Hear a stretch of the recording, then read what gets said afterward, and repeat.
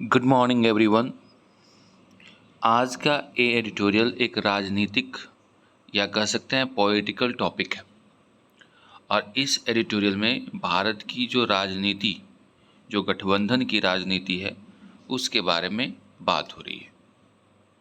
जैसा कि आपको पता है कि 2024 में लोकसभा का इलेक्शन आने वाला है और इस इलेक्शन को देखते हुए जितनी भी पार्टियां हैं, खासकर कि वैसी पार्टियां भी जो आपस में अपने अपने राज्यों में एक दूसरे को नुकसान पहुंचाने, साथ साथ एक दूसरे के दुश्मनी निकालने पे आतुर होती है, वैसी पार्टियां जो दो धारा विचारधारा की पार्टियां हैं, वो भी 2024 में मोदी को हराने के लिए गठबंधन करने को तैयार है। ऐसा आप 2 बार देख चुके होंगे अभी तक ये मुहिम के तहत। एक पटना में, जहां विपक्षी दलों की बैठक हुई थी जिसमें 16 पार्टियां शामिल हुई थी। वहीं 1-2 दिन पहले बेंगलुरु में, जो कर्नाटका राज्य के अंतर्गत आता है, वहां पे आपने देखा होगा कि 26 पार्टियों का जुटान हुआ, यानी 26 पार्टियां साथ में आकर के और ये प्रण ली हैं कि हम लोगों को 2024 में मोदी सरकार यानी मोदी को हराना है। अब उसके अगेंस्ट में, यानी उसी के देखा देखी कह सकते हैं, एक एनडीए जो कभी मीटिंग करती नहीं थी, एनडीए नेशनल डेमोक्रेटिक अलायंस है। और ये नेशनल डेमोक्रेटिक अलायंस जो है वो कई सालों से कोई इस प्रकार की मीटिंग नहीं की थी। ऐसा इसलिए कि 2014 और 2019 के लोकसभा इलेक्शन में बीजेपी को स्पष्ट बहुमत मिल गया था। स्पष्ट बहुमत मिलने का मतलब यह है कि बीजेपी को लगने लगा कि नहीं, वो अकेली ही पार्टी काफ़ी है जीतने के लिए। ऐसे में एनडीए की किसी प्रकार की कोई मीटिंग नहीं होती थी, लेकिन एक तरफ विपक्षी दलों की मीटिंग बैठ रही थी जिसका नाम इंडिया रखा गया, तो दूसरी तरफ हमारे एनडीए की जितने भी लीडर्स हैं उनकी मीटिंग हुई, जिसमें टोटल 38 मेंबर्स हैं, यानी 38 पार्टियां शामिल हुई हैं। शामिल क्या मतलब हैं, इसमें कुछ नए शामिल भी हुए हैं इसमें एनडीए में, और वहाँ पे 26 का आंकड़ा दिखाया जा रहा है। अब हम लोग इस एडिटोरियल में बात करेंगे एनडीए की गठबंधन की, और इंडिया की गठबंधन की बात इसमें नहीं हो रही। तो आज का एडिटोरियल फोकस्ड है एनडीए नेशनल डेमोक्रेटिक अलायंस के बारे में।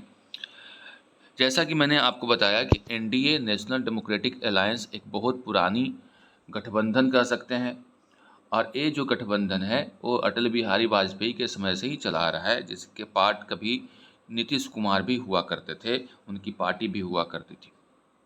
आज वो भले ही अलग सुर अलाप रहे हों, लेकिन एक समय था जब इसके वो पार्ट थे, और इसी एनडीए की वजह से कई ऊंचे ऊंचे पोस्ट पे वो रहे हैं, जो रेलवे मिनिस्टर से लेकर के तमाम चीज़ें आप जानते हैं। आइए शुरुआत करते हैं अब एडिटोरियल में क्या बातें कही गई है उसकी। शो ऑफ स्ट्रेंथ, यहाँ पे ताकत का दिखावा किया जा रहा है। किसके द्वारा यहाँ पे बात हो रही है? तो एनडीए की बात हो रही है इसमें। On the NDA and its coalition versus the opposition, यहाँ पे जो बात हो रही है एनडीए नेशनल डेमोक्रेटिक अलायंस और उसका जो कोलिशन है, कोलिशन मतलब होता है गठबंधन, और इसका जो कोलिशन है किसके खिलाफ? तो वर्सेस अपोजिशन, अपोजिशन के खिलाफ।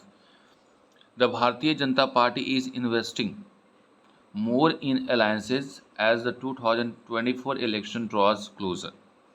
भारतीय जनता पार्टी जो है वो ज़्यादा से ज़्यादा इन्वेस्ट कर रही है। इन्वेस्ट करने का मतलब ज़्यादा से ज़्यादा जोर दे रही है अलायंसेस के ऊपर, यानी गठबंधन के ऊपर। क्यों? क्योंकि 2024 का जो इलेक्शन है वो अब क्लोज आता जा रहा है, नज़दीक आता जा रहा है। A gathering of 38 political parties in the national capital endorsed the leadership of Prime Minister Narendra Modi for 2024 general election। Gathering of 38, gathering मतलब होता है जुटान, यानी 38 पॉलिटिकल पार्टियों का जुटान कहाँ, नेशनल कैपिटल यानी दिल्ली में। एंडोज्ड का मतलब क्या होता है, एंडोज्ड का मतलब सहमति प्रदान करना। तो सहमति प्रदान किया कि जो 2024 का जनरल इलेक्शन है उसके जो किसके लीडरशिप में लड़ा जाएगा, तो प्राइम मिनिस्टर नरेंद्र मोदी के लीडरशिप में लड़ा जाएगा। And renewed the national democratic alliance, और पुनः इस एनडीए को रिन्यू किया गया, पुनः स्थापित कह सकते हैं, नया बनाया गया।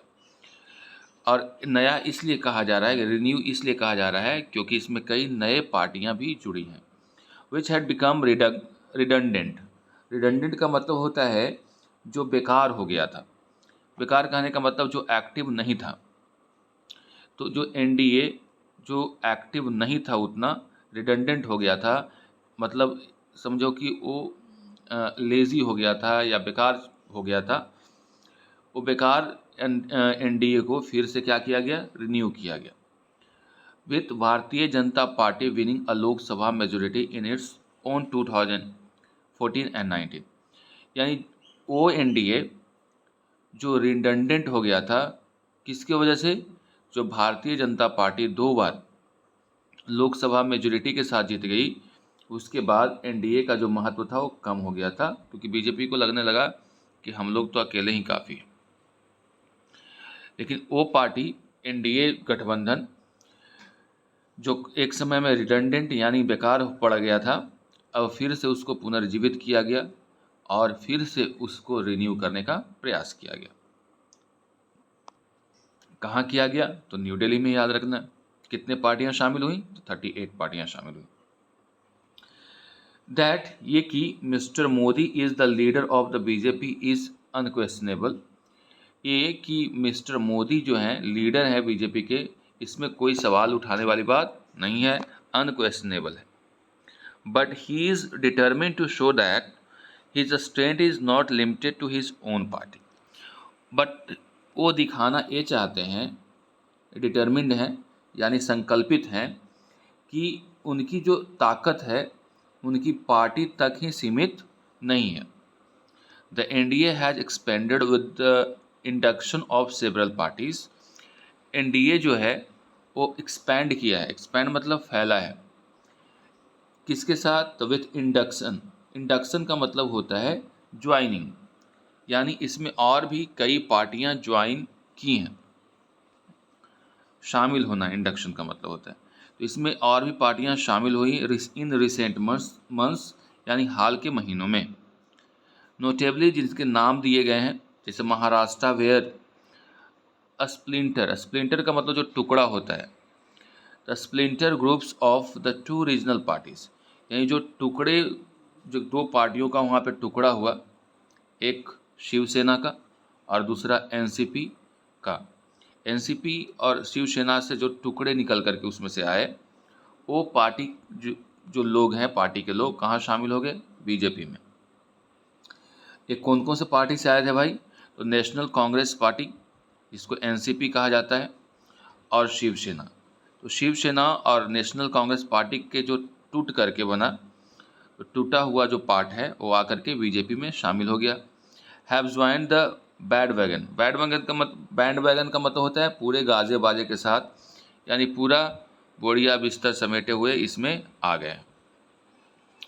इन उत्तर प्रदेश की बात करें, ओम प्रकाश राजभर, सुखदेव भारतीय समाज पार्टी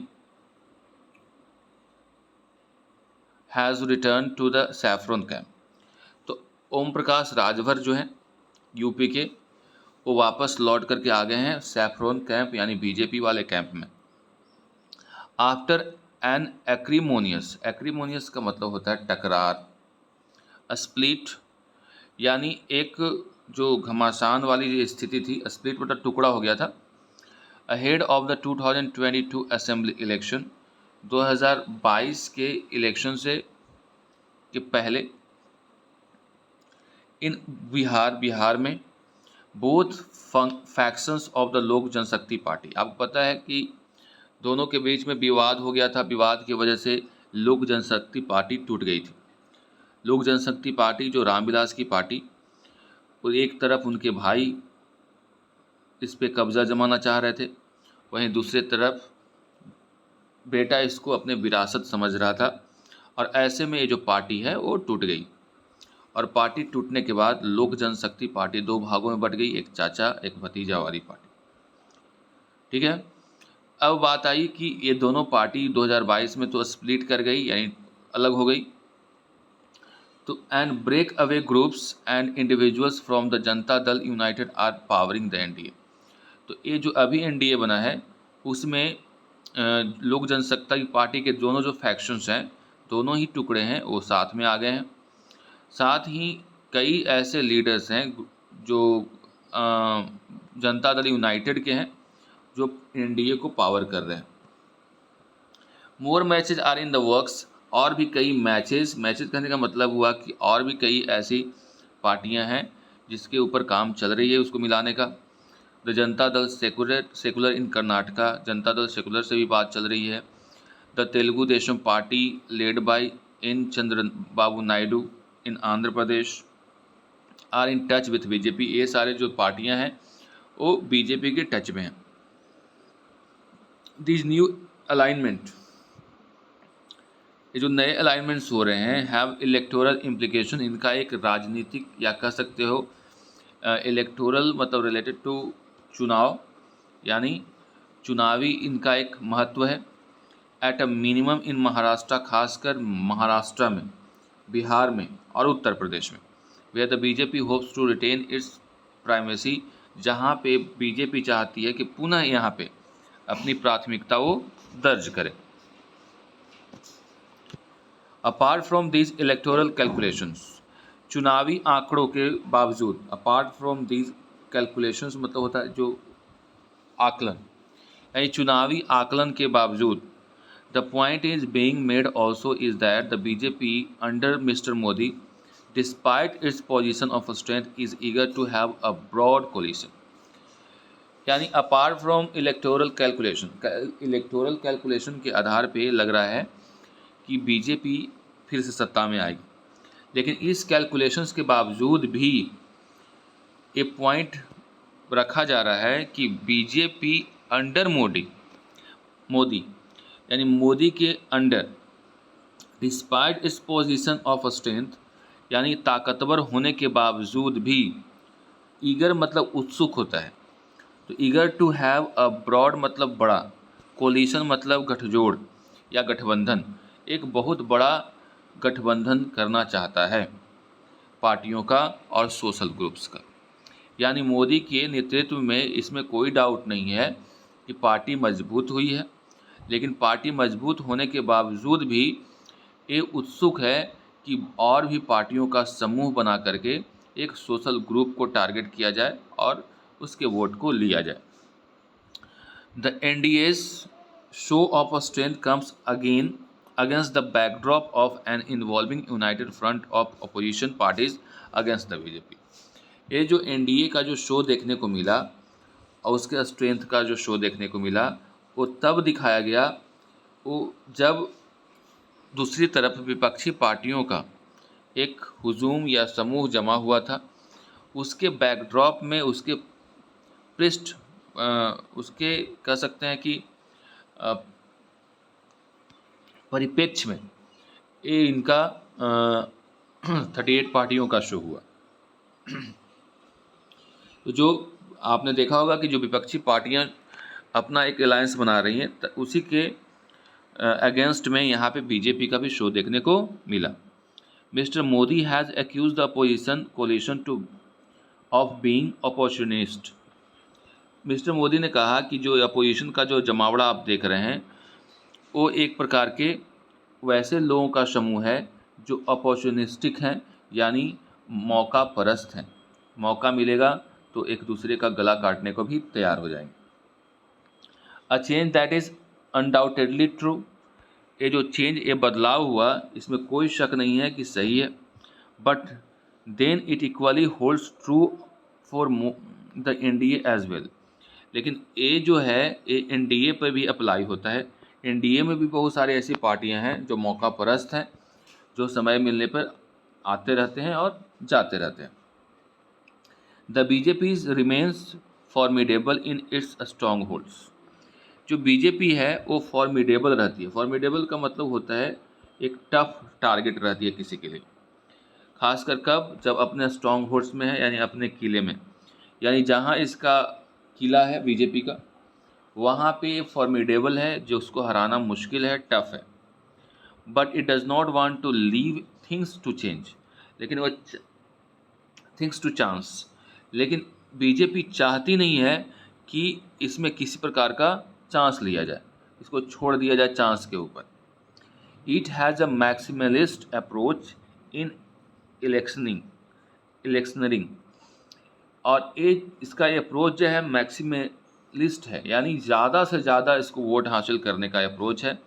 इन इलेक्शनरिंग का मतलब होता है कंपेन, कंपेन का मतलब होता है अभियान। तो चुनावी अभियान के माध्यम से इसका जो सोच रहती है, अप्रोच रहती है कि ज़्यादा से ज़्यादा लोगों को कवर करे, ज़्यादा से ज़्यादा वोट लिया जाए। इन पैरेडिंग इट्स ऑन पार्टनर्स, इसके लिए वो क्या कराता है, पैरेड कराता है, यानी मेहनत करवाता है अपने खुद के पार्टनर से जो जो इसमें शामिल है। The BJP wants to reassure itself and its supporters that the party is not isolated और पॉलिटिकली अनटचेबल। बीजेपी चाहती है पुनः एश्योर करना कि जो उनकी पार्टी है वो आइसोलेटेड नहीं है, अलग थलग नहीं है, और पॉलिटिकल अनटचेबल नहीं है, यानी इसी प्रकार के व्यक्ति आकर के इसमें शामिल हो सकते हैं। कोई भी व्यक्ति इसमें अपनी पार्टी के साथ शामिल हो सकता है। अनटचेबल नहीं है, यानी छूने से आपको दिक्कत नहीं है, अछूत पार्टी नहीं है, ऐसा समझ लीजिए। Of particular note is that BJP's despite many irritants,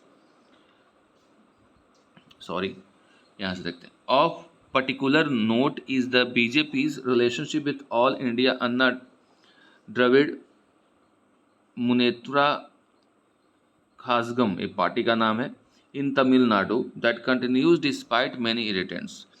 कई बार इन पार्टी के साथ इरिटेशन हुई है, विवाद हुई है, चिड़चिड़ापन हुई है, इसके बावजूद भी ये जो पार्टी है ऑल इंडिया द्रविड़ जो है वो शामिल हुई इसमें।